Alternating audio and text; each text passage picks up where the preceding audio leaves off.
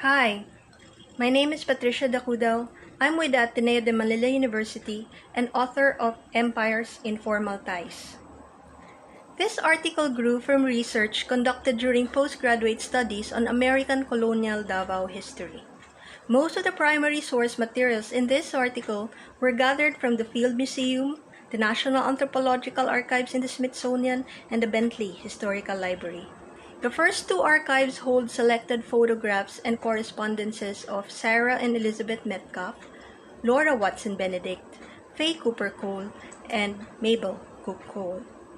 They were pioneer anthropologists who did their fieldwork in Davao in the early 1900s and eventually wrote about the impressive material culture of the peoples there.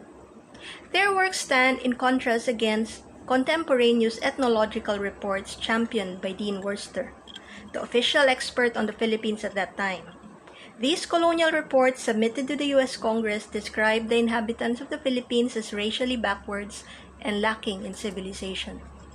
Even the stimulus that propelled our 5 pioneer anthropologists to Davao, namely the St. Louis World's Fair, adhered to the government-mandated view of Filipinos as backward peoples.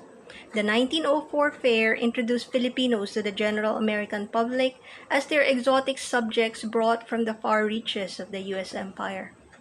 So it is compelling to find out why these 5 individuals had an altogether different view from the pronouncements of both the government and the World's Fair. We look for the answers by learning about the circumstances of their Davao fieldwork.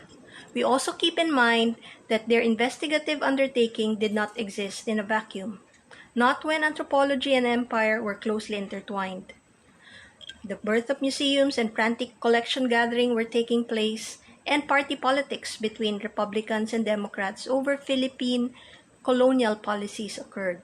Anthropology was also experiencing change from within. We find out that the old anthropological tradition Worcester believed in was already fighting a rearguard battle, while Columbia University's Franz Boas led the vanguard of the new. Thus, an insight into the Metcalf sisters, Watson Benedict, Fay Cooper, and Mabel Cole's Davao fieldwork tells us that anthropology's ties to empire had already become tenuous. For Philippine historiography, the experiences and observations of these social science forerunners produce works showing an alternative image of Filipinos, of Mindanao peoples that veered away from imperial and evolutionary stereotypes and towards an appreciation of the rich material culture of persons and even friends otherwise lost to history.